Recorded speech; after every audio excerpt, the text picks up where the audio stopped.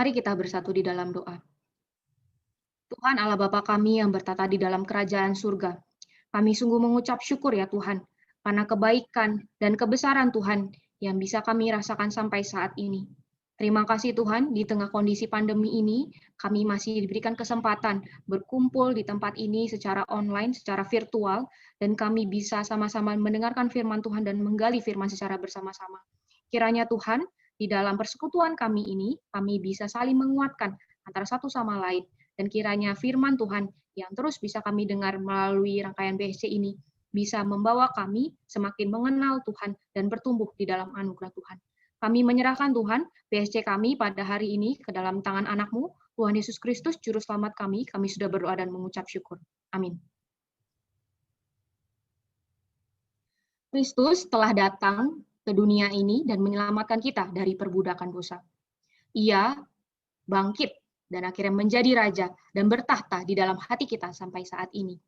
Mari kita memuji dan mengagungkan namanya dengan menyanyikan lagu mulia.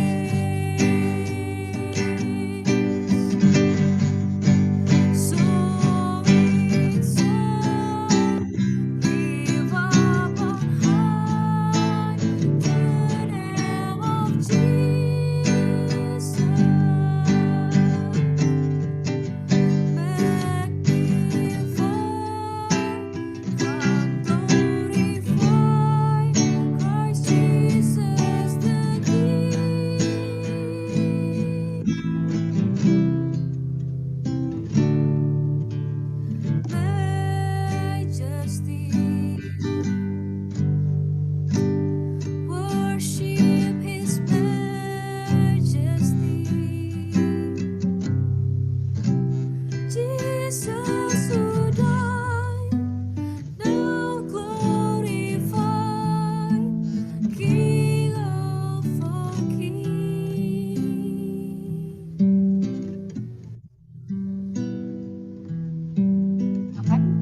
Bang Febian untuk menyampaikan sisi pada hari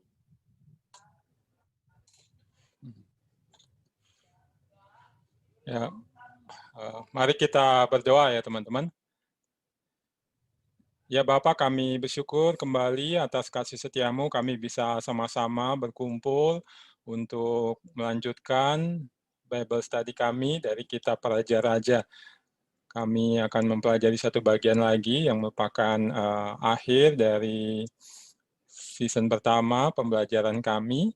Kami kembali memohon berkat Tuhan supaya kami bisa mendengar dan memahami kebenaran-kebenaran firman-Mu dan juga melakukannya. Karuniakanlah Roh Kudus-Mu untuk itu ya Tuhan, menerangi hati dan pikiran kami, mengajar kami akan kebenaran-kebenaran firman-Mu, dan juga menolong kami untuk menerapkannya di dalam keseluruhan hidup kami, supaya hidup kami bisa menjadi seperti nyanyian yang kami naikkan tadi, pujian yang kami naikkan tadi. Kami bisa memuliakan Engkau, Tuhan Allah kami, Raja di atas segala raja, lewat setiap hal yang kami katakan atau kami kerjakan, sesuai dengan tugas panggilan kami masing-masing, di tengah berbagai kondisi dan pergumulan yang Tuhan izinkan kami alami.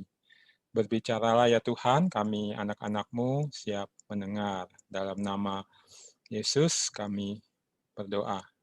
Amin. Ya, selamat sore teman-teman. Kita kembali bertemu dan kali ini untuk yang terakhir di season pertama ya, atau di tahun ini kita mempelajari satu bagian lagi ya, seperti schedule yang sudah diberikan di awal.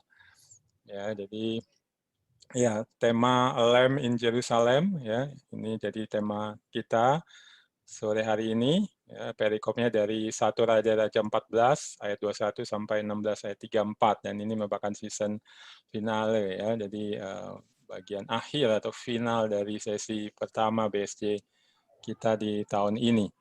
Ya, kita akan melihat apa yang Tuhan sampaikan ya, pesannya kepada kita dari bagian ini.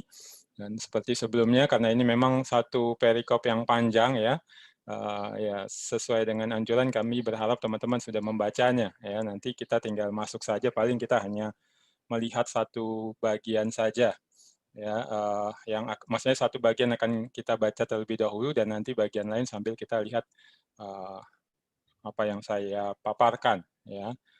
Boleh minta Bening tolong bacakan dari 1 Raja-Raja pasal 15 ayat 9 sampai ayat 15 ya, 1 Raja-Raja 15 ayat 9 sampai ayat 15. Itu saja yang dibacakan. Bening bisa tolong bacakan? Ya Bang. 1 Raja-Raja 15 ayat 9. Asa Raja Yehuda. Dalam tahun ke-20 zaman Yerobeam, Raja Israel, Asa menjadi raja atas Yehuda. 41 tahun lamanya ia memerintah di Yerusalem. Nama neneknya yang perempuan ialah Maakah, anak Abisalom. Asa melakukan apa yang benar di mata Tuhan seperti Daud bapa leluhurnya. Ia menyingkirkan pelacuran bakti dari negeri itu dan menjauhkan segala berhala yang dibuat oleh nenek moyangnya. Bahkan ia memecat Maakah, neneknya, dari pangkat ibu suri, karena neneknya itu membuat patung Asyera yang keji. Asa merobohkan patung yang keji itu dan membakarnya di lembah Kidron. Sekalipun bukit-bukit pengorbanan tidak dijauhkan, namun Asa berpaut kepada Tuhan dengan segenap hatinya sepanjang umurnya. Ia membawa persembahan-persembahan kudus ayahnya dan persembahan-persembahan kudusnya sendiri ke rumah Tuhan, yakni emas dan perak serta barang-barang lain. Dan ada perang antara Asa dan Baesa, Raja Israel. Sampai 15 saja. 15 ya? Oke, Bang. Oke, 15 saja. Oke. Thank you, Ning. Ya, kita akan mulai ya pembahasan kita. Oke, boleh slide berikutnya. Ya, slide berikutnya. Ya, teman-teman, karena ini season finale ya, kita akan melihat dari awal ya, apa yang sudah kita pelajari bersama, apa yang Tuhan sudah bukakan kepada kita dari BSC awal ya. Walaupun mungkin teman-teman tidak semuanya mengikuti dari awal, nah ini juga menolong teman-teman yang ikut di pertengahan bisa melihat ya apa yang sudah kita pelajari ya dari pasal 1 sampai 14 ayat 20 ya. Kalau teman-teman yang ikut mungkin masih ingat ya. Pasal 1 itu dibuka dengan kisah Raja Daud ya, itu yang di sebelah kiri ya, itu gambar yang saya pilih ya. Daud kan memainkan harpanya dia. Ya, tapi ya jelas kisah di pasal 1 itu tidak demikian ya, yang kita temukan Daud ya sedang jatuh di dalam dosa ya, dia mengikuti nasihat dari hamba-hambanya karena dia sudah tua, kedinginan ya, perlu selimut dan selimutnya bukan selimut biasa tapi selimut istimewa yaitu Abisak ya. Gadis yang paling cantik ya, diadakan kontes, semacam kontes gitu, dipilih siapa yang paling cantik dari Israel lalu kemudian dia menjadi selimutnya Daud dan Daud menerima itu dan tampaknya dia menikmati sedemikian rupa sehingga dia makin jatuh di dalam dosa ya, yaitu dia sampai lalai menjalankan tanggung jawabnya sebagai pemimpin, sebagai raja Israel ya, sehingga dia misalnya ditunjukkan dalam cerita itu ya dia nggak tahu anaknya Adonia sudah memberontak ya, tapi syukur Allah intervensi, ada anugerah diberikan, ada Nabi Nathan memanggil Batsheba untuk juga berperan menyampaikan firman Tuhan dan kemudian kedua tokoh ini memainkan perannya, firman tersampaikan kepada Daud dan Daud cepat dia sadar, dia cepat keluar dari keasikannya menikmati selimut istimewa itu, keluar dari dosanya dengan cepat dan taktis dia melakukan strategi-strategi yang sangat tepat untuk menghambat ya Adonia ya, bahkan menggagalkan Adonia yang coba mengangkat dirinya menjadi raja, dan Salomo diangkat menjadi raja, Adonia langsung kalah ya, dan ya, itu saya pikir satu poin yang utama yang ditampilkan ya. Memang ditampilkan bagaimana raja ini ya tidak sempurna, dia ada jatuh-jatuhnya, bahkan ya di awal ini langsung ditampilkan dia jatuh dalam dosa. Cuma ya itu ciri khasnya Daud ya, karena hatinya berpaut kepada Tuhan ya, terkenal sebagai a man after God's own heart ya, laki-laki atau pria yang mengejar apa yang ada di hati Tuhan ya, dia cepat berlari kepada Tuhan, mengejar apa yang ada di hati Tuhan, yaitu bahwa ya Tuhanlah yang berhak mengangkat raja dan Tuhan sudah menetapkan Salomo ya, jadi Salomo jadi raja karena Daud kembali ya, artinya berpaut kepada Tuhan, dan karena itu dia menjadi satu standar ya teman-teman yang kita lihat nanti semua raja-raja atau raja-raja selanjutnya yang tampil di dalam kitab raja-raja ini diukur dari Daud ini. Ya, diukur berdasarkan mereka seperti Daud atau tidak. Apakah hati mereka terpaut kepada Daud atau tidak. Ya, dan kemudian kita masuk mulai pasal 2, ya, Salomo yang menjadi raja, ya kita lihat dikasih nasihat sama Daud ya, yaitu untuk taat kepada Tuhan. Taati firman Tuhan supaya dia beruntung. Beruntung maksudnya apa? Ya dia bisa dipakai Tuhan di dalam penggenapan rencana Tuhan, ya, dan kemudian ya janji Tuhan yaitu bahwa keluarga Daud yang ada di 2 Samuel pasal 7 itu ya, berkali-kali saya sampaikan, diingatkan lagi buat teman-teman, bahwa Tuhan menjanjikan nanti keturunan Daud akan ada terus di tahta, memerintah, sampai ada seorang keturunan Daud yang akan memerintah selamanya hadir di dunia ini, yaitu Yesus Kristus. Ya, dan Daud berpesan janji itu juga supaya bisa terus Allah jalankan, Allah genapi di dalam dan melalui mereka, ya Salomo mesti taat kepada firman. Ya, dan kita lihat teman-teman di paruh pertama masa dia memerintah, ya, yaitu 20 tahun pertama, ya, dia menaati hal itu, dia taat kepada firman dalam menjalankan pemerintahan, ya, mulai dari menegakkan kerajaan sampai ya dia kemudian meminta hikmat khusus ya, untuk menghakimi umat. Allah kasih anugerah kepada dia dan dia menggunakan itu untuk ya mengadili. Ya, kita lihat bagaimana ada 2 perempuan sundal ya, ada kasus ya, anaknya satu mati, satu ngakui anak yang lain itu anaknya. Salomo dengan hikmat mengadili mereka dan kemudian dia bisa membangun Israel sampai menjadi kerajaan yang berlimpah, bahkan kaya, dan kemudian juga menguasai banyak negara-negara lain. Ya, sampai akhirnya puncaknya mendirikan bait Allah, ya, dan Allah berkenan hadir di bait Allah itu. Jadi ada babak baru relasi umat dengan Allah. Ya, cuma nanti kita sudah lihat teman-teman dalam paruh kedua ya dari masa pemerintahannya 20 tahun yang kedua, ya dia itu sudah mulai berpaling, ya dia tidak lagi taat kepada firman Tuhan. Sebenarnya sudah mulai ada ya, kita lihat tanda-tanda, misalnya di pasal 3 dia mengambil putri Firaun menjadi istrinya, lalu kemudian dia masih mempersembahkan kurban bukan di tempat yang Tuhan tentukan, tapi di bukit-bukit pengorbanan, ya, dan tampak juga di situ bait Allah belum mulai dia bangun, ya tampaknya ada urusan lain yang dia utamakan. Ya, dan itu kita lihat kemudian ya ternyata itu istananya yang dibangun lebih besar dari Bait Allah dan masa pembangunannya lebih lama bahkan dari Bait Allah. Ya, jadi dia sudah mulai di situ sebenarnya menyimpang dan ya itu kayak ya saya bilang lubang kecil ya mikro di gigi yang kemudian nanti menjadi tambah banyak atau menjadi besar dari lubang yang besar dan ya menimbulkan efek yang merusak. Ya, dia makin menyalahgunakan karunia hikmat yang Tuhan berikan. Dia mengabaikan firman dan kemudian hatinya ya tidak lagi berpaut kepada Tuhan. Ya, dan itu yang kita sudah lihat ya dia dinilai atau dibandingkan dengan Daud papanya, dia tidak seperti Daud di mata Tuhan yang berpaut kepada Tuhan dengan sepenuh hati. Dia cuma separuh hati dan sebenarnya itu berarti tidak berpaut sama sekali dan makanya dikoyakan ya 10 suku dari kekuasaan Salomo diserahkan kepada Yerobeam yang tadinya cuma anak buahnya ya dan itu yang kemarin kita pelajari sebagai ya Salomo ini seorang berhikmat tapi ya melakukan kebodohan bahkan kebodohan yang besar ya dan kemudian yang sebelumnya terakhir kita pelajari tentang Yerobeam dan Rehabeam anak Salomo ya itu kayak gambar yang di sebelah kanan ya dua-duanya saling beradu ya dan dua-duanya sama-sama melakukan kebodohan ya kita lihat ya jadi Rehabeam ya kita lihat disoroti itu adalah ya anaknya Salomo tapi ya dia tidak belajar dari papanya yang melakukan kebodohan-kebodohan dia ulangi lagi kebodohan papanya yaitu ketika Yerobeam memimpin orang Israel untuk ya kayak protes ya demo omnibus law gitu mungkin ya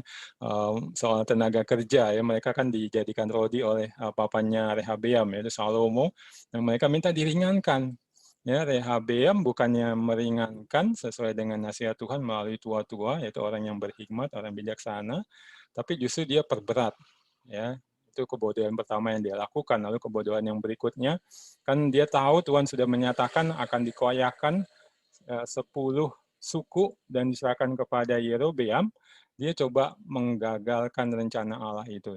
Tapi yang menang adalah Allah kita lihat. Lalu kemudian Yerobeam ya yang mendapat hak istimewa. Tadinya dia cuma anak buahnya Salomo ya tapi kemudian Tuhan memilih dia menerima 10 koyakan suku itu dia diangkat jadi raja dan bahkan Tuhan menjanjikan hal istimewa kepada dia yaitu kalau dia mau taat kepada firman cuma satu syarat ini aja taat kepada firman nanti Tuhan akan membangunkan dia kerajaan membangunkan keluarga seperti keluarga Daud yang akan terus bertahta di tahta kerajaan utara, kerajaan Israel. Janji yang luar biasa diberikan, tapi dia melakukan kebodohan. Itu apa? Ya, dia berpikir, oh, gue sendiri yang mesti mempertahankan kerajaan ini. Taktiknya yang dia temukan adalah salah satunya cegah orang beribadah di Yerusalem. Ibadahnya di wilayah Israel utara, di kerajaannya saja. Dia dirikan tempat-tempat penyembahan berhala. Dia pilih imam-imam secara sembarangan, ya, open recruitment, ya, bikin hari raya, ya, jadi dia tidak taat pada apa yang telah Tuhan firmankan dan sebenarnya itu kejatuhan Salomo juga dia ikuti ya sehingga ya habis itu Tuhan mengirimkan nabi dia juga tetap bodoh tidak mau mendengarkan bahkan mau menyogok nabi itu dan akhirnya kita lihat ya Tuhan menyatakan yang kebalikan dari apa yang dijanjikan tadinya mau dibangun satu keluarga yang terus bertahta di utara sekarang keluarganya akan dibinasakan sama sekali ya jadi benar-benar satu kebodohan dilakukan oleh Yerobeam ya dan mereka ya ini kalau dibandingkan dengan Daud juga sama ya mereka sama seperti Salomo tidak taat kepada Tuhan hatinya tidak berpaut kepada Tuhan. Nah, itu yang sudah kita pelajari bersama dan kita masuk ke perikop kita teman-teman. Kita akan lihat apa yang ditampilkan di sini. Ya, ini makin banyak raja-raja yang ditampilkan ya. Boleh slide berikutnya. Ya, teman-teman, kalau saya lihat cerita di perikop kita, ya 14 ayat 21 terus sampai ya 16 yang ayat terakhir itu ya, 34 ya. Ini kayak di film ini yang saya tampilkan di slide ya, Game of Thrones ya. Teman-teman nonton nggak filmnya? Ya. Ini saya pikir bagus ceritanya, ya seri berseri-seri. Tapi ya ceritanya tentang itu perebutan tahta ya sesuai dengan namanya ya, Game of Thrones. Jadi permainan merebut tahta. Ada 7 kerajaan, Seven Kingdoms, yang saling berebut tahta itu. Tahta yang itu yang terbuat dari begitu banyak pedang ya, atau di belakangnya itu ada pedang-pedang dijadikan satu. Iron Throne itu namanya. Ya, jadi mereka saling berebut dan banyak sekali kejahatan, kekejaman yang mereka lakukan demi merebut tahta itu. Belum lagi ada begitu banyak dosa yang mereka lakukan, ya berzinahan, bahkan antara kakak dengan adik dan macam-macam dosa kejahatan mereka lakukan demi merebut kerajaan itu. Ya, oke, boleh slide berikutnya. Ya, dan karena itu saya teringat ya satu tagline-nya ya dari season film ini ya, Game of Thrones, yaitu Winter is Coming. Ya, itu datangnya itu yang gambar di sebelah kiri ya, kalau mungkin teman-teman yang nggak nonton atau kurang mengikuti ya, namanya Night King ya, itu ya kayak setan gitu, ada zombie gitu ya, rajanya zombie, rajanya setan-setan yang dia itu mau datang menguasai dunia saat itu ya, dan dia datangnya ya di musim dingin, musim salju yang mana ya kondisinya gelap ya, dan dibilang winter is coming ya, maksudnya dia dengan segala kekuatannya yaitu pasukan-pasukan mayat hidup yang nggak bisa dikalahkan, yaitu datang mau merebut kekuasaan dari orang-orang hidup, semuanya bakal dibunuh dan nanti dijadikan juga mayat hidup ya. Dan kita bisa melihat bagaimana ya tokoh-tokoh ya kayak yang digambar sebelah kanan itu Jon Snow ya, sama ratu yang punya naga itu coba melawan si Night King ini. Samping juga mereka tetap berusaha mendapatkan Iron Throne itu, terus merebut tahta itu. Ya, Winter is Coming. Ya, itu di Game of Thrones. Nah, kalau di cerita ini apa? Ya, boleh slide berikutnya. Iya, kalau saya lihat ini teman-teman ya, darkness is coming, kegelapan datang. Ya, sebenarnya sudah mulai senja, itu mulai sejak Salomo di 20 tahun kedua pemerintahannya, dia sudah berpaling dari firman Tuhan ya, tidak berpaut kepada Tuhan, dia berpaut kepada ya mengumpulkan kekayaan, mengumpulkan banyak istri dan gundik itu menjadi tempat hatinya terpaut, dan kemudian mereka membuat hatinya terpaut kepada berhala, lalu dia mendirikan tempat-tempat ibadah untuk istri-istrinya itu, dan kemudian bahkan dia juga terlibat dalam penyembahan berhala. Itu sudah mulai senja, dan kemudian makin gelap ya, seperti yang kita sudah lihat sebelumnya. Rehabeam dan Yerobeam itu melakukan kebodohan-kebodohan, bahkan Yerobeam mendirikan tempat ibadah alternatif dengan mendirikan berhala-berhala pula. Ya, sama kayak Salomo, jadi makin gelap. Dan kalau kita masuk ke cerita di perikop kita sore hari ini itu, ya darkness is coming. Ya, makin lama makin gelap. Ya, boleh kita lihat nih, saya akan coba paparkan tapi sedikit saja karena waktu kita yang terbatas. Boleh slide berikutnya. Iya, mulai dari riwayat Rehabeam ya, sambungan riwayat Rehabeam, ini bagian yang pertama ya, itu saya tampilkan di slide ya, dibilang Rehabeam anak Salomo berumur 41 tahun pada waktu ia menjadi raja. Ya, jadi dia menjadi raja ya itu setelah 41 tahun, beda dengan papanya sekitar 14 tahun menurut sejarawan yang Yosefus ya. Jadi dia sebenarnya sudah jauh lebih dewasa, dan berarti sebenarnya dia sudah banyak melihat sepak terjang papanya ya, baik ketika 20 tahun pertama papanya itu menaati Tuhan ya, menaati firman walaupun memang ada bolong-bolongnya, dan kemudian 20 tahun itu makin menjauh dari Tuhan ya, hanya memikirkan atau mementingkan kepentingan pribadi, dia sudah belajar dari itu. Ya, tapi kita lihat nanti tidak ada hal positif yang dia pelajari atau dia terapkan dari hal itu. Ya, dan dibilang dia 17 tahun lamanya ia memerintah di Yerusalem, kota yang dipilih Tuhan di antara segala suku Israel. Nah, itu saya kasih warna kuning ya. Itu penting kita perhatikan untuk membuat namanya tinggal di sana. Ya, jadi Tuhan ya itu yang kita sudah pelajari ya, Salomo berhasil dirikan bait Allah dan Allah berkenan tinggal di sana. Ya, jadi Allah sebenarnya ya mau hadir secara khusus dan kemudian menyatakan siapa dia, menyatakan kuasanya kepada orang Israel maupun kepada bangsa-bangsa lain di situ. Dan raja-raja Israel sebenarnya punya kesempatan atau hak istimewa untuk menyaksikan Tuhan yang demikian adanya dan memimpin umatnya ya untuk menyaksikan Tuhan, menyatakan siapa Tuhan yang sudah hadir secara khusus, dan itulah maksudnya di situ. Jadi Rehabeam sebenarnya punya kesempatan untuk itu, punya hak istimewa untuk itu. Ya, tapi apa yang dia pilih? Ya, lihat yang di ayat selanjutnya, ya. Tapi masih di ujung 21 dulu ya. Nama ibunya ialah Naama, seorang perempuan Amon. Ya, disebutkan nama mamanya, mamanya ini disebutkan perempuan Amon. Dan nanti kalau teman-teman perhatikan di penghujung catatan tentang riwayat Rehabeam ini juga disebutkan lagi nama ibunya ialah Naama, seorang perempuan Amon. Dan ini apa maksud narator? Narator mau ingatkan ini dampak dari perbuatan Salomo yang menikahi banyak perempuan asing, ya, dan perempuan-perempuan itu mempengaruhi Salomo, dan di sini juga perempuan itu berarti mempengaruhi Rehabeam, ya. Nah, ini satu pelajaran juga buat kita, hati-hati ketika ya berelasi dengan orang yang tidak kenal Tuhan, ya.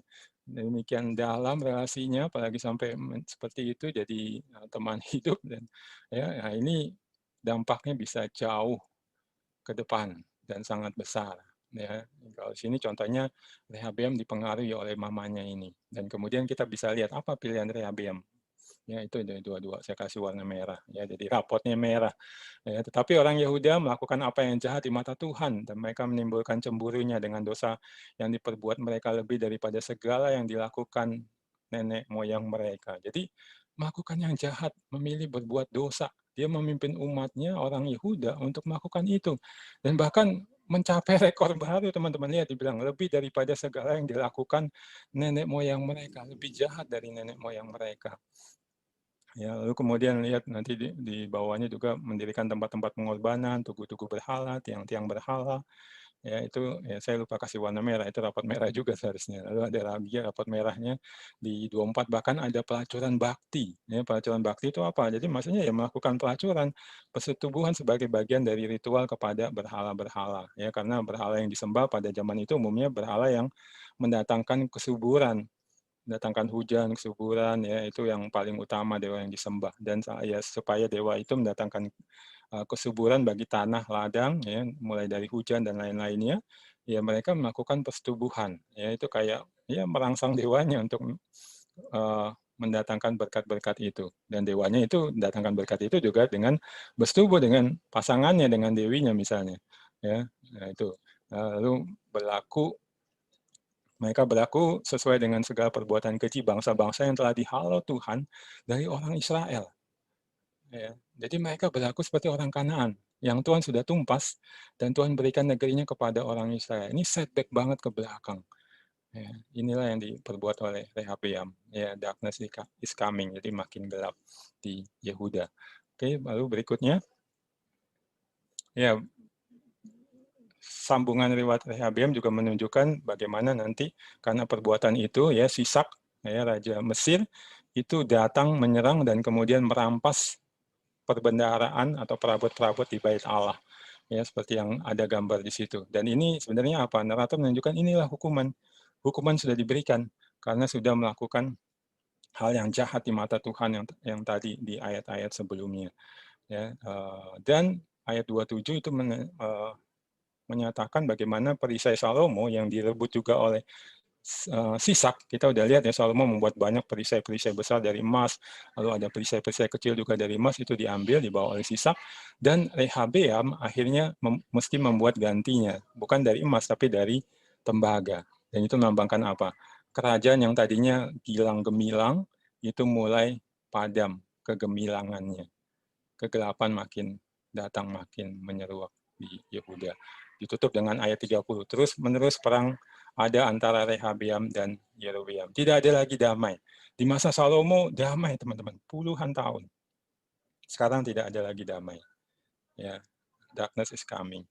Oke, berikutnya lalu ya raja berikutnya Abiam ya. Itu ditampilkan juga di slide dalam tahun ke-8 ya zaman Raja Yerobeam. Jadi Yerobeam memerintah di utara menjadi raja lah Abiam. Nah ini anaknya si Rehabeam. Ya 3 tahun lamanya dia memerintah. Ya nama ibunya ialah Maaka anak Abisalom. Ya itu nama lain dari Absalom. Itu dari mamanya. Jadi mamanya juga punya pengaruh ya. Dan gimana rapat Abiam? Merah juga itu yang ayat 3. Abiam hidup dalam segala dosa yang telah dilakukan ayahnya sebelumnya, dan ia tidak dengan sepenuh hati berpaut kepada Tuhan Allahnya seperti Daud moyangnya. Ya, jadi ini Abiam ya milih mengikuti papanya Rehabeam, yang milih mengikuti papanya lagi yaitu Salomo, bukannya mengikuti standar yang sudah Allah tetapkan yaitu Daud. Ya.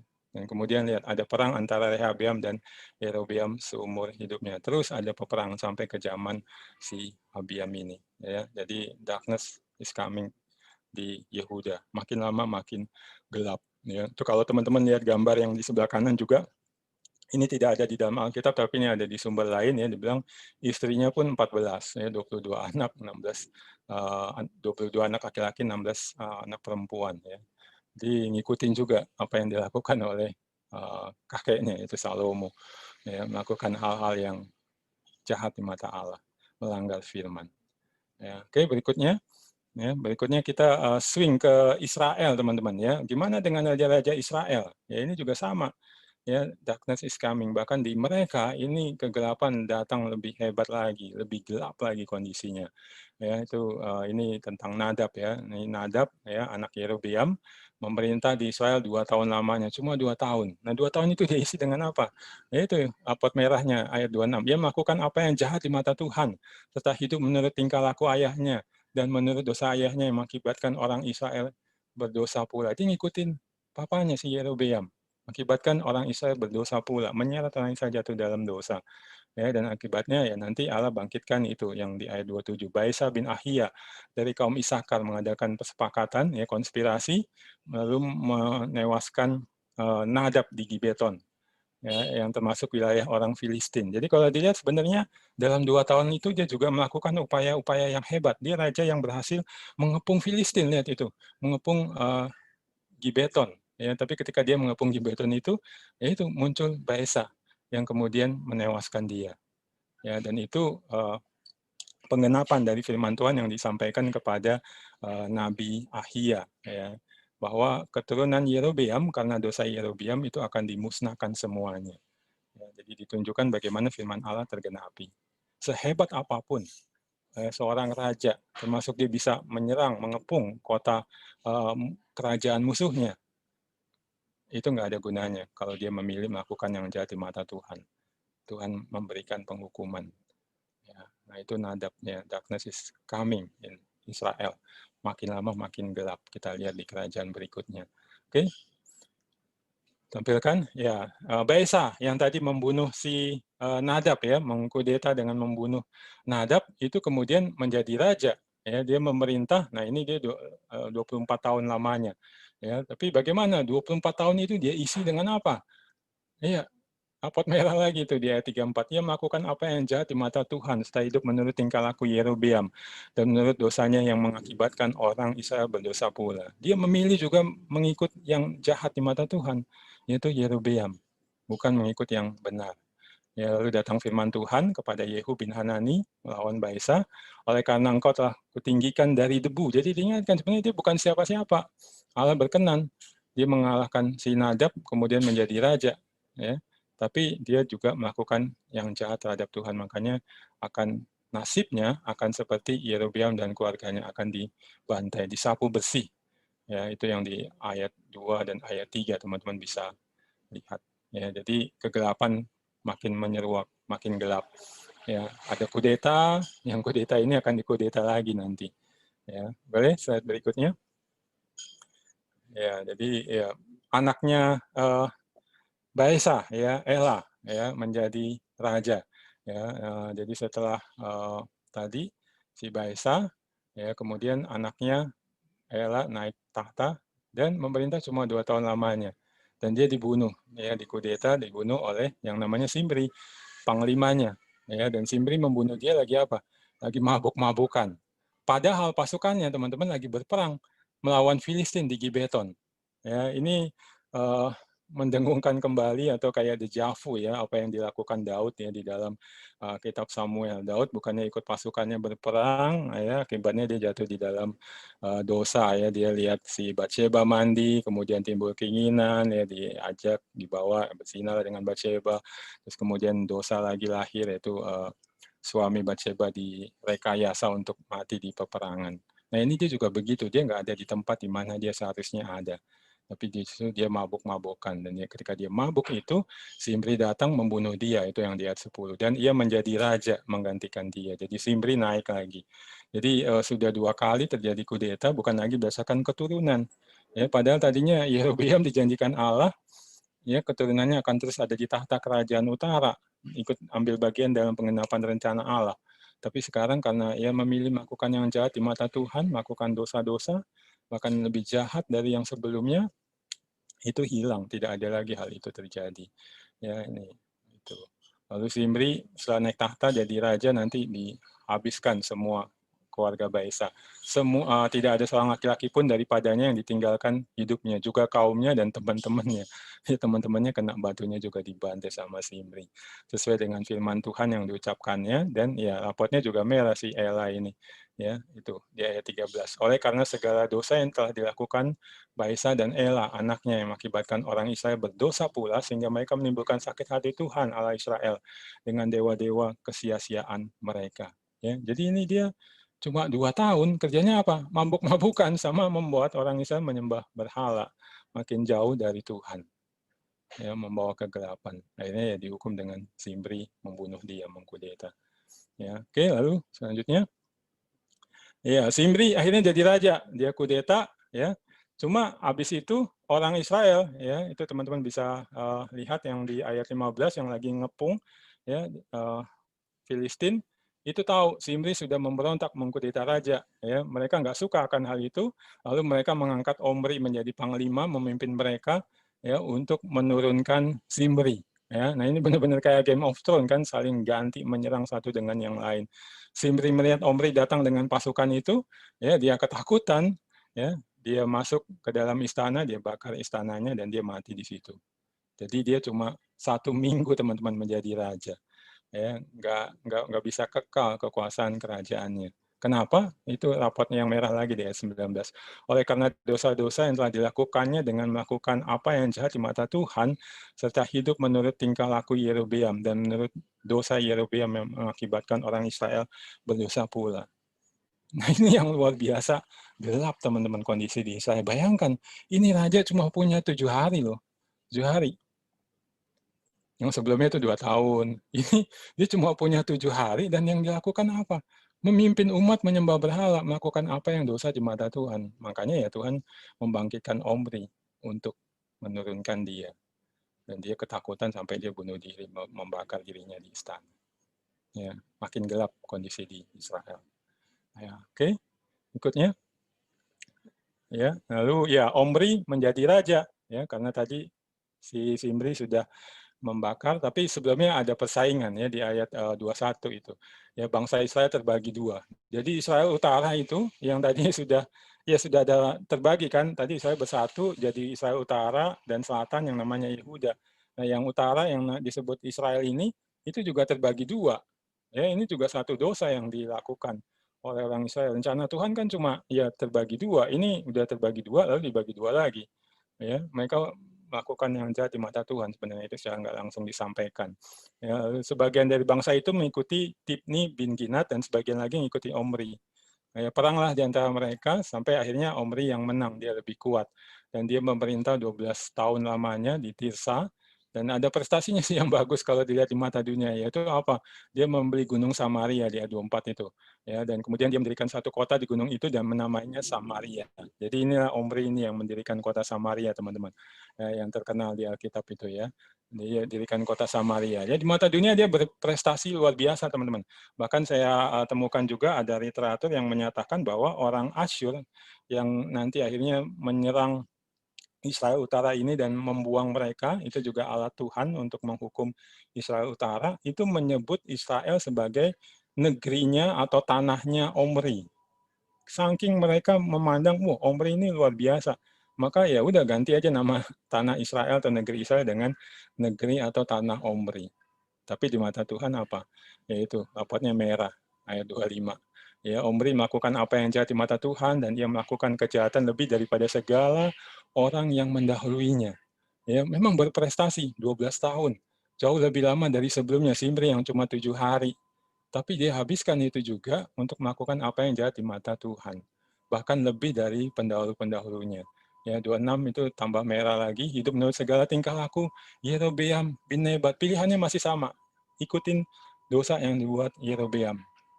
Yang mengakibatkan orang Israel berdosa pula sehingga mereka menimbulkan sakit hati Tuhan Allah Israel dengan dewa-dewa kesia-siaan mereka. Jadi menyeret orang Israel juga makin masuk kepada penyembahan berhala, makin jauh dari Allah. Ya, itu Omri. Lalu kemudian nanti habis itu, yang berikutnya yang terakhir yang kita lihat teman-teman, Ahab, Raja Israel. Nah ini anaknya Omri. Dia memerintah 22 tahun lamanya. Ya, ini juga lama. Ya, tapi lama itu juga dihabiskan untuk apa? Satu hal, berbuat dosa. Rapotnya merah semua. Lebih merah dari yang sebelumnya. Dia 30 dibilang Ahab bin Omri melakukan apa yang jahat di mata Tuhan. Lebih daripada semua orang yang mendahulunya. Papanya udah jahat, dia udah lebih jahat lagi. Ya seakan-akan belum cukup ya hidup dalam dosa. Yerobeam bin Nebat ya. Nah, ini udah disindir banget nih kejahatannya, dosanya. Ia mengambil Isabel anak Etbaal, raja orang Sidon ya, menjadi istrinya. Ya, jadi ngambil perempuan asing. Mengulangi yang Salomo lakukan. Bahkan ini sangat ironis sekali karena Isabel itu bapaknya raja Sidon namanya itu Etbaal. Ya, Etbaal itu ya berarti pemuja Baal. Baal yang dia sembah, Baal yang dia muliakan.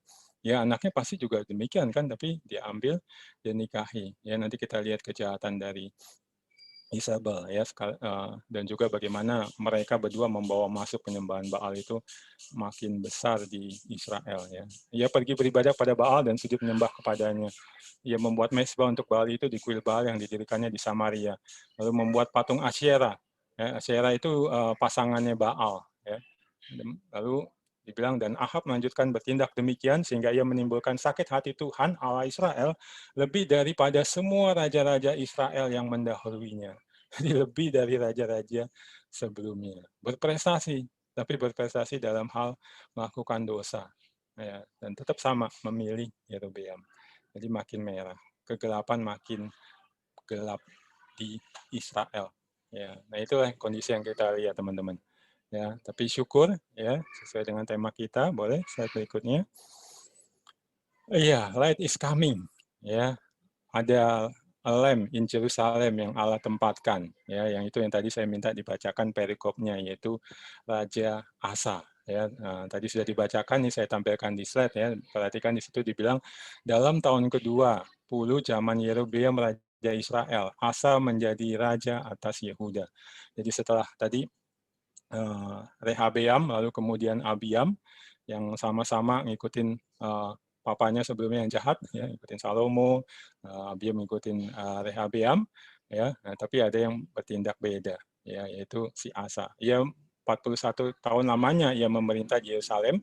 Nama neneknya yang perempuan ialah Maaka, anak Abisalom. Jadi ditunjukkan juga kayak yang sebelumnya ada mama atau ada nenek. Ya ini juga yang mempengaruhi Abiam ya Raja Yehuda yang sebelumnya. Ini dia masih hidup dan tampaknya terus dengan cakarnya atau dengan kuasanya membelit, coba mempengaruhi si Asa. Ya, tapi lihat apa yang Asa pilih teman-teman. Ayat 11 ya. Asa melakukan apa yang benar di mata Tuhan seperti Daud bapa leluhurnya. Ya, lalu ditambahkan nanti kalau kita maju terus ayat 14, sekalipun bukit-bukit pengorbanan tidak dijauhkan, namun Asa berpaut kepada Tuhan dengan segenap hatinya sepanjang umurnya. Ya, jadi dia memilih tampil beda, teman-teman. Dia memilih untuk mengikuti Daud bapak leluhurnya, bukan ngikutin papanya Abiam, bukan ikuti kakeknya si Rehabeam, bukan ngikuti apa buyutnya ya, kalau nggak salah disebutnya demikian yang di atas lagi itu si Salomo, tapi ngikuti standar benar yang Tuhan sudah berikan yaitu Daud. Dan dia berani menghadapi resiko-resiko itu. Yaitu apa yang tadi sudah dibacakan ya, mungkin teman-teman bisa buka lagi lihat di Alkitab teman-teman, dia menghancurkan tempat-tempat penyembahan berhala. Ya, dimulai dengan ayat 12 dibilang ia menyingkirkan pelacur bakti ya tadi yang dihadirkan oleh papanya ataupun kakeknya, ya, dan menjauhkan segala berhala yang dibuat oleh nenek moyangnya. Itu ayat 12. Maka bahkan ia memecat Maaka. Jadi neneknya Maaka itu ya dipecat. Kenapa? Karena membuat patung Asyera yang keji. Ya, dirobohkan patung itu oleh Asa dan kemudian dibakarnya di lembah Kidron. Jadi dihancurkan benar-benar untuk menunjukkan ya yang berkuasa itu Allah, bukan patung Asyera itu. Lalu kemudian ya dia terus melakukannya. Ya, nanti di ayat 15 juga dibilang dia membawa persembahan kudus ayahnya dan persembahan kudusnya sendiri ke rumah Tuhan. Jadi dia taat beribadah kepada Tuhan. Selain dia menyingkirkan tempat-tempat penyembahan berhala, ya, dan di raportnya adalah seperti di sini, ya. Ini ya saya kasih warna kuning emas lah. Jadi berlawanan dengan yang lain, ya, atau dia melambangkan terang ini. Ya, dia inilah yang dimaksud atau disebut sebagai a lamp in Jerusalem, ya, sebuah lampu, sebuah pelita di Yerusalem yang terang, yang hadir di tengah kegelapan yang demikian besar di Yerusalem. Ya, dia menjadi terang di Yehuda, teman-teman. Ya, walaupun memang dia seperti di ayat 14 itu dibilang sekalipun bukit-bukit pengorbanan tidak dijauhkan, jadi ada jatuh-jatuhnya juga, ada dosa-dosanya juga, tapi dia komit dan berani membayar harga untuk komit memilih mengikuti Daud. Atau dengan perkataan lain kalau dari tema ya memilih untuk menjadi terang, menjadi alat Allah, menjadi lampu Allah di Yerusalem, membawa terang itu. Ya, lamp in Yerusalem, teman-teman, itu sebuah ungkapan.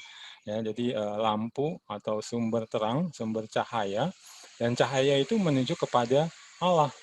Ya, kan teman-teman bisa lihat di bagian-bagian lain Perjanjian Lama, Allah biasa dinyatakan kehadirannya dengan sinar terang, ya, misalnya tiang awan, tiang api, ya, itu contohnya. Lalu juga firman Allah itu digambarkan dengan terang. Ya, jadi ketika Asa ini adalah a lamp in Jerusalem, ya, maksudnya itu ya dia hadir di Yerusalem memerintah untuk menghadirkan atau menunjukkan Allah dan firman-Nya, ya, yang dia tunjukkan lewat cara hidupnya, menghancurkan penyembahan berhala, termasuk neneknya dia turunkan, atau dia terus beribadah kepada Allah, dan dia berani melakukan itu, ya, dan Allah menilai dia itu segenap hati berpaut kepada Tuhan, sama seperti Daud, bapa leluhurnya. Ya, kembali kalau dilihat ya ada kurang-kurangnya. Termasuk ya tadi belum dibacakan ya. Kalau teman-teman baca di pasal 15 ayat 16 ke bawah ya, itu dia juga misalnya ada jatuh-jatuhnya ketika ada peperangan melawan Baesa yang tadi sudah dijelaskan itu raja utara, dia bukannya bergantung kepada Tuhan, tapi dia bergantung kepada raja Aram, Ben-Hadad, mengadakan persekutuan, dan untuk persekutuan itu dia berikan sogokan. Di Taurat sudah dibilang nggak boleh nyogok, apalagi seorang raja. Ya, dan sogokannya itu dari mana? Dia mengambil sebagian itu dari bait Allah. Emas-emas di bait Allah diserahkan sebagai sogokan kepada Ben-Hadad. Yaitu diceritakan di situ, dan itu menunjukkan itu, bagaimana dia juga jatuh di dalam dosa. Adapun di bagian akhir dibilang dia ada kakinya sakit, tapi dia berobat kepada tabib-tabib tanpa meminta Allah menolong dia, tanpa meminta Allah menyembuhkan dia. Ya, pria yang sebenarnya sama seperti kita, teman-teman. Cuma bedanya dengan kebanyakan orang, atau secara khusus kalau beda dengan raja-raja Yehuda sebelumnya atau raja-raja di Israel Utara, adalah dia berani memilih, dia berani membuat pilihan yang berbeda, yaitu memilih berpaut kepada Tuhan, memilih menaati firman Tuhan dengan segala resiko yang ada. Dan itu yang membuat dia dikasih masa pemerintahan yang panjang, ya, di ayat 10 itu dibilang 41 tahun lamanya yang memerintah. Itu melambangkan dia dikasih berkat khusus, ya, atau dia beruntung kalau bahasanya Daud kepada Salomo, dikasih masa pemerintahan yang panjang. Dan dia, teman-teman, kalau kita lihat cerita kita, ya, cerita di perikop kita maksud saya, bukan hanya menerangi Yehuda, tapi sebenarnya juga menerangi Israel Utara. Kita bisa lihat dari bagaimana narator menampilkan raja-raja yang menghadirkan kegelapan yang amat pekat di Israel Utara itu. Boleh slide berikutnya ditampilkan? Ya, ini, ya, Nadab, lihat ya.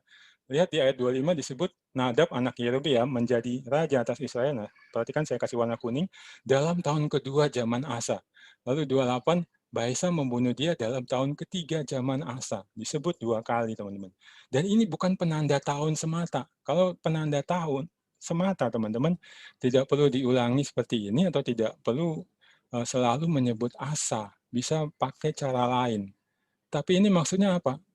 Maksudnya ya itu, ketika kegelapan hadir di Israel Utara, ada terang hadir di Yehuda, Israel Selatan itu. Dan terang itu sebenarnya juga memberi terang, menyatakan kehadiran Allah dan menyatakan firman-Nya. Raja Nadab ini bisa melihat Tuhan hadir, bisa melihat firman Tuhan hadir dan berkuasa, ya. Dan ketika diikuti akan mendatangkan keberuntungan, tapi dia memilih tidak. Dia memilih ikut Yerobeam, bukan ikut Daud. Ya, slide berikutnya. Ya, Baesa juga demikian. Lihat, dalam tahun ketiga zaman Asa, Raja Yehuda, Baesa bin Ahia menjadi raja. Jadi selama dia memerintah, 40 tahun lamanya, dia sebenarnya melihat di selatan, ada a lamb in Jerusalem. Ada Tuhan hadir dan dengan firman-Nya di Yerusalem. Cuma dia tetap membuat pilihan seperti Yerobeam, melakukan apa yang jahat di mata Tuhan. Ya, lalu berikutnya, Ela, ya, anak Baesa, juga sama. Lihat, disebutkan lagi, diulang-ulang terus, teman-teman. Dalam tahun ke-26 zaman Asa, Raja Yehuda. Ya, lalu nanti ayat 10 juga. Datanglah Simri lalu membunuh dia dalam tahun ke-27 zaman Asa, Raja Yehuda. Ya. Ada terang bagi Ela, juga Simri yang datang membunuh. Ya. Mereka sebenarnya bisa membuat pilihan yang berbeda kalau mereka melihat terang itu dan mau datang kepada terang itu yang dipancarkan oleh Asa. Ya. Lalu berikutnya, ya. Slide berikutnya, ya Simri juga demikian, dimulai dengan itu ayat 15. Dalam tahun ke-27 zaman Asa, Raja Yehuda, Simri menjadi raja. Jadi di dalam zaman ada terang itu, Lamb in Jerusalem itu, Simri menjadi raja. Dia memang cuma punya 7 hari memerintah, tapi ya itu kesempatan dalam 7 hari itu, dia bisa memilih yang benar karena ada terang dari Yehuda itu, terang di Yerusalem itu. Tapi dia tetap memilih yang jahat. Ya. Oke, berikutnya. Ya, Omri juga demikian ya, di ayat 23 itu lihat disebut dalam tahun ke-31 zaman Asa, Raja Yehuda. Ya, disebut lagi. Ada terang sebenarnya yang dia lihat, tapi dia tidak memilih terang itu. Ya, oke, lalu kemudian satu yang terakhir lagi, Ahab ya juga demikian. Dalam tahun ke-38 zaman Asa Raja Yehuda. Ya, sama.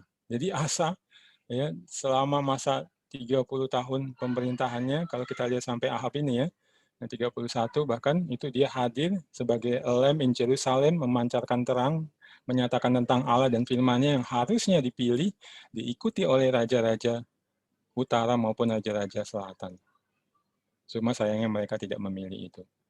Tapi terang itu memancar dan sebenarnya itu satu pertolongan, satu anugerah besar dari Tuhan bagi raja-raja ini ataupun bagi umat yang dipimpin untuk memilih mengikut Tuhan. Cuma sayangnya mereka tidak demikian. Ya. Nah ini cerita yang disampaikan di perikop kita teman-teman. Ya, oke boleh slide berikutnya. Ya dan langsung saja saya mengajak kita melihat pesannya dan inilah yang saya tangkap dan saya ingin bagikan teman-teman. Ya, pesan pertama bagi kita, lihat dan yakini kesetiaan Tuhan atas janjinya, hadirkan a lamb in Jerusalem. Ya, jadi ini sebenarnya Tuhan sudah janjikan teman-teman, dan Dia benar-benar menghadirkan itu.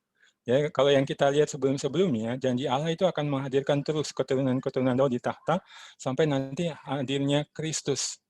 Ya, cuma kita lihat ya dari cerita ini ya itu kegelapan is coming gitu. Terus coba membuat gelap, membuat orang Israel jatuh ke dalam dosa sehingga ya bisa saja rencana Allah itu gagal terlaksana di dalam dan melalui mereka. Ya. Nah, cuma Allah kita lihat menjanjikan akan ada a lamb in Jerusalem dia tempatkan dan dia benar-benar menempatkan itu. Ya, oke, slide berikutnya. Ya, janjinya sudah ada di pasal 11 teman-teman ya, 1 Raja-Raja 11 ayat 36 ya, tapi kalau di LAI memang tidak kelihatan. Nah, ini saya tampilkan yang kelihatan yaitu di ESV. Ya, kita sudah pelajari di pertemuan kita sebelumnya. Yet to his son I will give one tribe. Ya, his son, his-nya itu maksudnya Salomo. Jadi kepada anaknya Salomo ya I will give one tribe, aku akan memberikan satu suku, that David my servant may always have a lamb before me in Jerusalem. Kalau yang lain menerjemahkannya, Daud akan terus memiliki keturunan yang memerintah. Tapi di sini pakai imagery itu, ya. That David my servant may always have a lamb before me in Jerusalem. Jadi double meaning sebenarnya. Yang pertama memang akan ada keturunan Daud, ya, tapi karena keturunan Daud itu menghadirkan kegelapan, Allah sudah melihat sebelumnya dan dia sudah menjanjikan nanti dia akan berikan a lamb before me in Jerusalem, ya, terang itu atau pemancar terang itu, ya. Lalu kemudian slide berikutnya kita lihat ditegaskan kembali atau dikonfirmasi kembali, teman-teman, ini sebenarnya ada di dalam perikop kita, ya. Oh, saya nggak tampilkan di slide. Ini di pasal 15 terkait Abiam, ya. Ini juga hanya kelihatan di dalam terjemahan ESV, ya. Lihat ini cerita tentang Abiam ayat 4-nya. Nevertheless, jadi walaupun Abiam melakukan yang jahat seperti tadi, ya, meskipun demikian, for David's sake, the Lord his God gave him a lamb in Jerusalem, setting up his son after him and establishing Jerusalem. Jadi walaupun Abiam memilih mengikuti papanya, ya, Rehabeam, yang ngikutin Salomo melakukan yang jahat di mata Tuhan, ya, Tuhan tetap menunjukkan kasih setianya. Apa yang sudah dijanjikan oleh in Jerusalem ini dihadirkan, yaitu apa? Anaknya si Abiam, yaitu siapa? Asa itu. Ya, jadi Tuhan sudah menghadirkan terangnya itu. Ya, tapi tentunya kita lihat terangnya itu tidak sempurna, walaupun dia memancarkan terang Tuhan. Ya, tapi kita bisa lihat, teman-teman, Tuhan itu setia. Jadi kita mesti lihat dan yakini karena dia kemudian menghadirkan terang yang sempurna. Boleh slide berikutnya? Ya, ini kita lihat di Yohanes 1 ayat 9, ya. The true light which give light to everyone was coming into the world. Jadi terang yang sesungguhnya yang menerangi setiap orang telah datang ke dalam dunia. Itu Yohanes nyatakan, dan itu menunjuk ke siapa? Ya, Kristus. Sang terang itu sudah datang. Kristus yang jauh lebih sempurna dari Asa, jauh lebih sempurna dari Daud. Bahkan nanti ada lem yang lebih terang lagi di kerajaan Yehuda, yaitu Yosia, lalu Hizkia juga, ya. Tapi ini yang jauh lebih sempurna dari mereka, yaitu Kristus. Ya, dan jadi kita mesti melihat dan meyakini kesetiaan Allah. Dia menghadirkan terangnya, bahkan sudah terang yang paling sempurna, yaitu Kristus.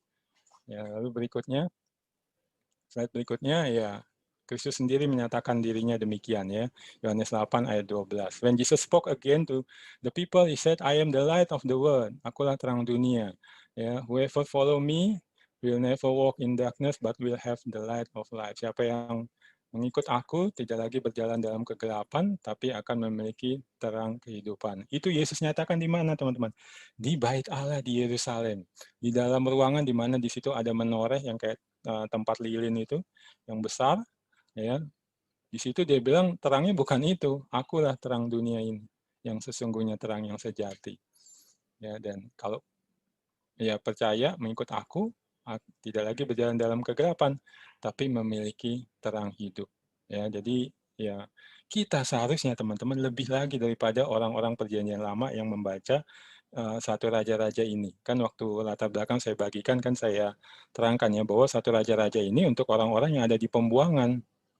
Ya, mereka akan pulang kembali, tapi mereka tentunya menghadapi pergumulan. Bagaimana kalau kami jatuh lagi di dalam dosa? Bagaimana kalau raja-raja kami atau pemimpin-pemimpin kami lainnya juga memimpin kami kembali jatuh ke dalam kegelapan? Nah, ini berbicara kepada mereka. Lihat dan yakini kesetiaan Tuhan. Dulu dia hadirkan Asa yang memancarkan terangnya, memancarkan firman-Nya di Yehuda maupun ke Israel Utara. Percayalah itu, dia akan menghadirkan terang-terangnya yang berikutnya sampai kepada yang sempurna. Dan kita melihat dari Injil Yohanes ini, ya, terang yang paling sempurna itu Kristus sudah datang. Dan kita sudah mengikut dia, teman-teman. Kita tidak lagi berjalan di dalam kegelapan, dan kita punya terang hidup. Ya. Oke, boleh slide berikutnya. Iya, saya mau kasih satu ilustrasi ini, ya, tentang ya bagaimana kita mesti melihat dan meyakini kesetiaan Tuhan, ya. Beberapa hari lalu, anak saya sama istri saya nonton film ini, teman-teman. filmnya Jim Carrey ini, film jadul 2000 berapa ya ini? Udah lama lah, bahkan mungkin sebelum tahun 2000 kali ini. Bruce Almighty, ya. Jadi itu sebenarnya anak saya disuruh sama gurunya karena akan ada pembinaan rohani, ya. Jadi pendeta, pembicara pembinaan rohani itu suruh murid-murid nonton film ini, lalu kami nonton lah. Ya, ini kalau teman-teman nggak tahu mungkin nanti bisa cari, ada di Disney Plus, bisa nonton ya, atau cari di sumber-sumber lainnya. Jadi ceritanya tentang Bruce itu, si Jim Carrey itu. Dia seorang wartawan satu stasiun televisi, dia pengen menjadi anchor atau pembawa berita yang utama. Cuma dia gagal, yang dapat posisi itu orang lain. Lalu dia marah sama Tuhan, dia bilang, ini salahnya Tuhan, Tuhan ngaturnya nggak benar, nggak beres ngatur dunia ini, termasuk ngatur hidupnya, ngatur karirnya, makanya dia nggak jadi anchor itu. Dia protes terus, sampai ya kalau cerita itu, akhirnya Tuhan juga nggak tahan dengan protesannya dia, lalu ya Tuhan merekayasa, dan akhirnya dia bisa ketemu Tuhan, lalu Tuhan kasih kuasa ke si Bruce ini, ya, kuasa sebagai Tuhan, sebagian saja dikasih untuk dia nyobain gimana rasanya jadi Tuhan dan membuat keputusan-keputusan mengatur hidup orang-orang sedunia. Ya, itu ceritanya intinya begitu. Dan ada satu hal yang menarik dan menurut saya connect dengan apa yang saya lihat di kisah ini ya, dan tadi saya sudah bagikan. Yaitu dalam adegan seperti yang ditampil di slide itu, teman-teman, ketika si Bruce ini sudah dikasih kuasanya Allah, dan Allahnya yaitu yang setelan putih-putih itu bilang kepada dia, oke Bruce, aku udah kasih kamu kuasaku, nah sekarang kamu yang atur semua ya, kamu putuskan, kamu atur hidup manusia-manusia yang ada di dunia ini. Aku mau liburan dulu, karena kuasa udah aku kasih ke kamu, jadi Allah mau liburan. Nah, si Bruce ini dia kaget dan protes loh, kok kamu mau liburan? Allah kan nggak pernah libur, nggak bisa libur, Allah mesti ngurus dunia. Ya, lalu si pribadi Allah itu dalam menyatakan gitu, kamu nggak tahu atau nggak ingat ya, itu Dark Ages, jadi masa-masa kegelapan ya, yang disebut dalam sejarah Eropa itu ya, masa zaman kegelapan. Kenapa ada zaman kegelapan itu? Karena aku liburan, kata Allah. Ya. Nah, teman-teman, kadang kita merasa demikian ya. Ketika kita melihat kehidupan kita itu gelap, ya, entah itu mungkin kehidupan kita pribadi, ya, atau relasi kita dengan keluarga, atau mungkin kondisi di tempat kerja kita kelihatannya gelap, makin gelap, ya, kondisi di bangsa negara kita atau kondisi dunia ya makin gelap ya dalam satu sisi atau bahkan mungkin keseluruhannya, mungkin kita merasa ya kayak gitu. Tuhan nggak hadir, Tuhan lagi liburan, makanya kegelapan ini bisa hadir. Ya, tapi sore ini teman-teman ya melalui bagian yang kita pelajari, Tuhan bilang, aku nggak liburan, aku senantiasa hadir. Lihat, aku menempatkan a lamb in Jerusalem dalam masa raja-raja yang menghadirkan kekelaman di Yehuda dan raja-raja yang menghadirkan kekelaman di Israel Utara. Dan kamu sebagai umat perjanjian baru sudah mendengar, membaca dari cerita Injil, aku terus setia menghadirkan terang itu bahkan sampai kepada terang yang paling sempurna, yaitu Kristus sudah kuhadirkan. Dia terang yang sesungguhnya sudah hadir. Kamu sudah dapat anugerah untuk tahu dia, mengikut dia, tidak lagi berjalan dalam kekelaman, punya terang hidup, bahkan ya kamu mesti meyakini akan hal ini.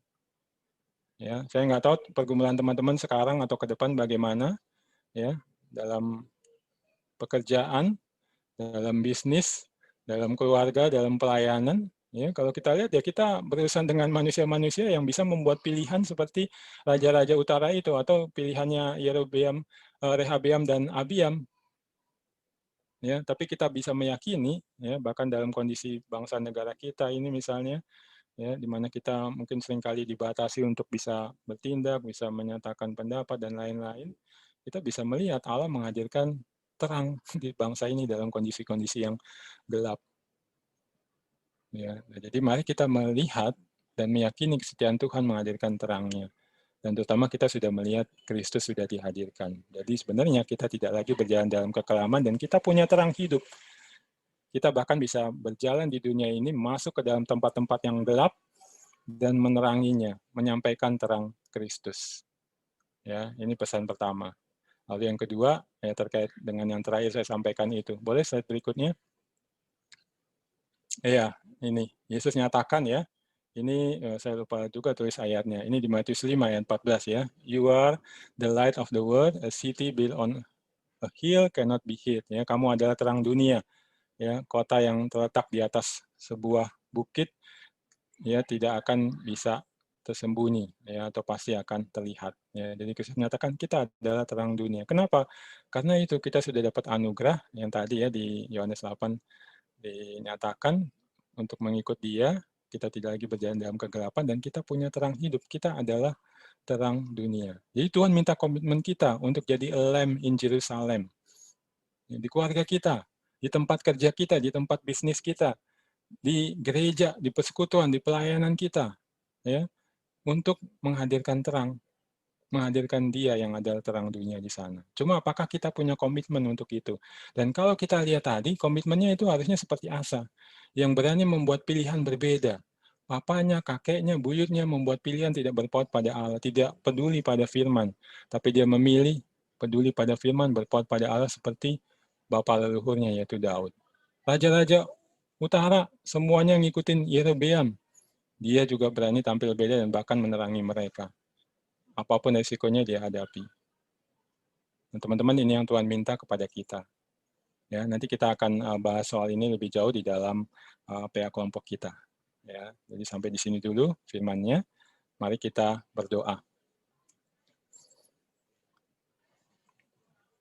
Bapa, kami bersyukur untuk firman yang bisa kami baca, kami pelajari bersama dan sudah diperdengarkan pesan-Mu. Kami bisa melihat kesetiaan-Mu ya Tuhan. Dan kami bisa bahkan seharusnya meyakini kesetiaan-Mu ya Tuhan dalam hal janji-Mu yang sudah Engkau sampaikan sejak dahulu, yaitu bahwa Engkau akan menghadirkan a lamp in Jerusalem. Engkau akan menghadirkan terang-Mu di tengah kegelapan. Bahkan dalam kondisi yang demikian gelap sekalipun, Engkau menghadirkan terang itu, dan terang itu memancarkan terang. Sehingga sebenarnya orang-orang yang hidup dalam kegelapan di kerajaan Israel Utara ataupun di kerajaan Yehuda memiliki kesempatan untuk memilih hidup yang benar, untuk memilih datang kepada terang itu. Tidak lagi berjalan di dalam kegelapan. Kami bisa melihat Asa menjadi terang-Mu itu. Dia berani mengambil komitmen dengan segala risiko yang ada, dia berani tampil beda dari papanya, dari kakeknya, dari buyutnya, untuk mengikut apa yang sudah Daud teladankan. Taat kepada firman Tuhan. Memautkan hati sepenuhnya kepadamu ya Tuhan. Dan juga ketika raja-raja lain, yang entah masa pemerintahannya pendek ataupun panjang, yang bahkan punya prestasi besar, diakui bahkan oleh dunia internasional, seperti Omri, melakukan hal-hal yang jahat, dan tampaknya mereka sukses berhasil mengejar apa yang mereka inginkan, melakukan seenak mereka, yang melawan kehendak-Mu ya Tuhan, melawan rencana-Mu ya Tuhan. Asa tampil beda. Dia tetap memilih mengikuti Daud dengan sepenuh hati berpaut kepadamu. Dia menjadi terang dan memancarkan terang kepada mereka. Ya Tuhan, kiranya firman-Mu ini bisa terus tertanam di hati dan pikiran kami dan berbicara terus. Mengingatkan kami ya Tuhan bahwa Engkau Allah tidak pernah absen, Engkau tidak pernah mengambil liburan ketika ada kondisi yang gelap, bahkan demikian gelap di dalam kehidupan kami. Di bidang apapun itu, Engkau tetap hadir ya Tuhan. Dan bahkan seperti yang Engkau janjikan, Engkau akan terus menghadirkan terang-Mu. Bahkan kami sudah melihat terang-Mu yang paling sempurna, yaitu Kristus Yesus. Terang yang sebenarnya itu telah datang ke dunia. Dan atas anugerah-Mu kami boleh mengikuti Dia, sehingga kami tidak lagi berjalan dalam kegelapan, bahkan kami punya terang hidup. Kami adalah terang dunia. Ya Tuhan, kiranya kami juga Tuhan mampukan untuk ambil komitmen seperti Asa. Mau hadir sebagai terang menerangi dunia kami yang gelap. Entah itu di keluarga kami, entah itu di tempat kerja atau usaha kami, entah itu di gereja atau persekutuan kami, di masyarakat kami, dan dimanapun Tuhan tempatkan. Biarlah kami hadir sebagai terang-Mu ya Tuhan, memancarkan Engkau, menyatakan firman-Mu, sehingga dunia paling tidak boleh melihat, boleh punya pilihan, dan atas anugerah-Mu mereka juga boleh memilih untuk datang kepada Kristus yang adalah terang dunia, tidak lagi berjalan dalam kegelapan, dan juga memiliki terang hidup yang memancarkan kemuliaan-Mu ya Tuhan. Terima kasih ya Tuhan, dalam nama Yesus kami bersyukur dan berdoa. Amin. Dan silakan pada MC. Ya, terima kasih Bang Febian untuk eksposisi yang sudah disampaikan. Saat ini kita akan meresponi eksposisi pada hari ini dengan memberikan persembahan. Kami, tim PA, memberi kesempatan kepada para peserta BSC untuk bisa terlibat, tidak berbagian di dalam BSC ini melalui persembahan yang akan ditayangkan di slide lagu. Kesetiaan Allah terus nyata kepada umat-Nya. Lalu sudahkah kita setia kepadanya dalam setiap hari-hari kehidupan kita? Mari kita nyanyikan pujian Ya Yesusku berjanji 3 bait sebagai respon dan komitmen kita atas firman yang telah disampaikan pada hari ini. Mari kita sama-sama.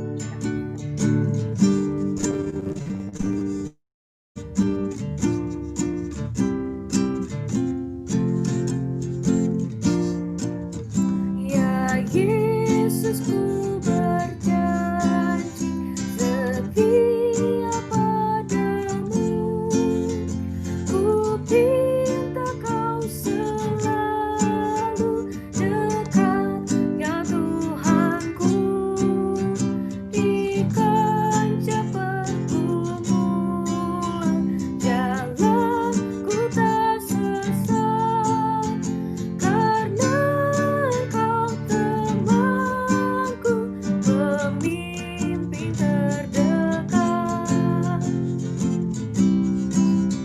Dekatlah aku Tuhan di ribut dunia, menukil lawan hamba dan suara godanya, di dalam dan di luar si jahat mendesak, perisai lawan dosa, ya Tuhan kau tetap.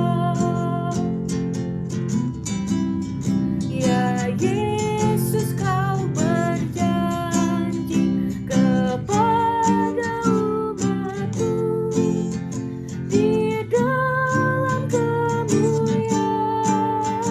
kau sambut hamba-Mu, dan aku pun berjanji setia padamu. Berikanlah karunia mengikut-Mu teguh.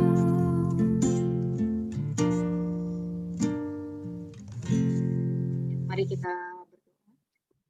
Bapa yang surga, kami syukur untuk firman Tuhan yang Engkau sampaikan kepada kami. Kami melihat Tuhan betapa Engkau setia kepada kami umat-umat-Mu ini ya Tuhan. Dan mungkin seringkali juga kami berlaku tidak setia di hadapan Tuhan.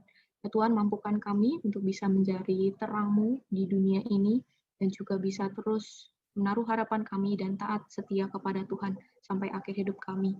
Dan mengucap syukur untuk persembahan yang sudah kami berikan, kiranya ini bisa dipakai dan dikelola dengan baik oleh tim PA untuk pekerjaan Tuhan.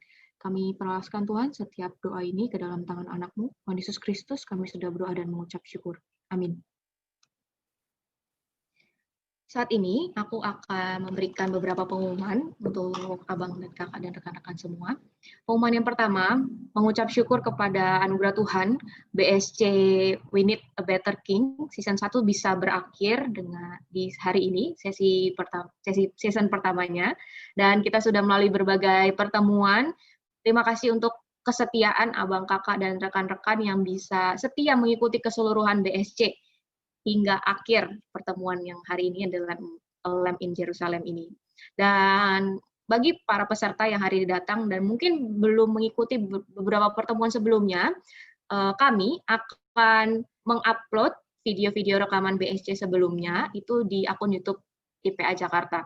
Jadi saat ini mungkin para peserta bisa scan QR code yang ada di layar. Ini adalah akun YouTube IPA Jakarta. Kami akan menguploadnya mungkin jadi supaya bisa mengetahui kapan uploadnya, kami akan info juga di grup WA yang sudah ada dan juga melalui email. Jadi tunggu uploadannya bagi yang mau video-video sebelumnya ya. Oke. Jadi karena season ke-1 sudah berakhir, kita akan melanjutkan. Jadi tidak berakhir sampai sini. Season kedua akan ada, tapi masih coming soon. Jadi waktu dan tempat lebih detailnya juga akan diinfokan melalui grup WA dan email yang akan di-email langsung ke email yang ada di form pendaftaran. Oke, terima kasih. Dan berikut ini adalah rekapitulasi persembahan BSC season pertama yang sudah kita lalui. Dan yang terakhir, pelayan BSC pada hari ini ada Bang Feb sebagai pembicara eksposisi. Terima kasih atas pelayanannya. Lalu MC singer ada saya sendiri, Bening Trisakti 2013, dan pemusik Jonah dari Trisakti 2014. Saat ini kita akan masuk ke dalam kelompok. Diharapkan abang kakak dan rekan-rekan bisa tunggu sampai host assign ke breakout room masing-masing. Terima kasih. Selamat